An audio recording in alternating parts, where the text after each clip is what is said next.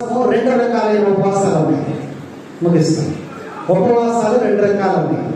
ఒకటి శాశ్వతమైనటువంటి ఉపవాసం, రెండవది తాత్కాలికమైనటువంటి ఉపవాసం. శాశ్వతమైనటువంటి ఉపవాసం అంటే మందు, సిగరెట్, వ్యసనాలు ఇవన్నీ ఉన్నాయనుకో, అవి ఏ రోజుతో జీవితంలో ఎన్నడూ అనేక ముట్టుకోను.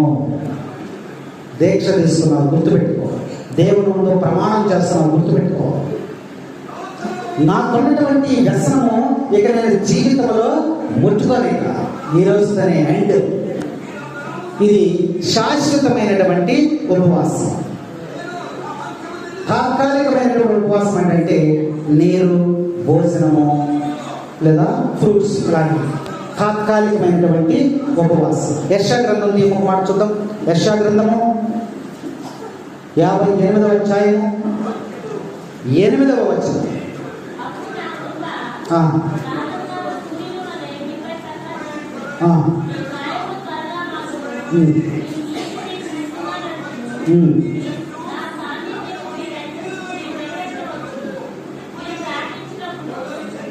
యెషయా గ్రంథము 58:8 వచనం. అదేనా? చదువు.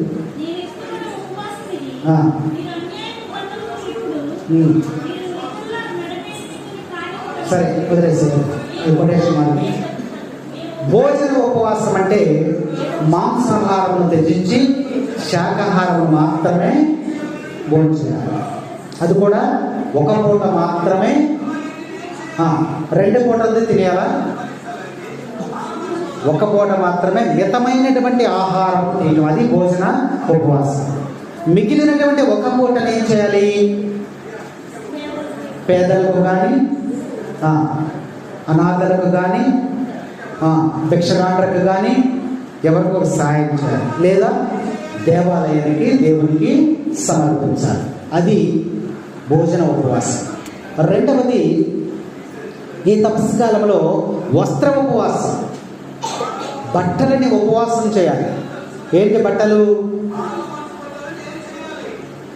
దావీదు చూసుకుంటే ఆయన ఎక్కువ ఉపవాస ప్రార్థన చేసేవాడంట. రాత్రంతా ఉపవాసం ఉండేవాడంట. ప్రార్థనలో ఆహారం తీసుకునేవాడు కాదంట. ఆయన గ్రంథాల్లో చక్కగా రాయబడింది. అప్పుడు ఏం చేసేవాడంటే రాజవస్త్రాలు తీసి పక్కన పెట్టేసి ఆయన ఉపవాసం ఉండేవాడు.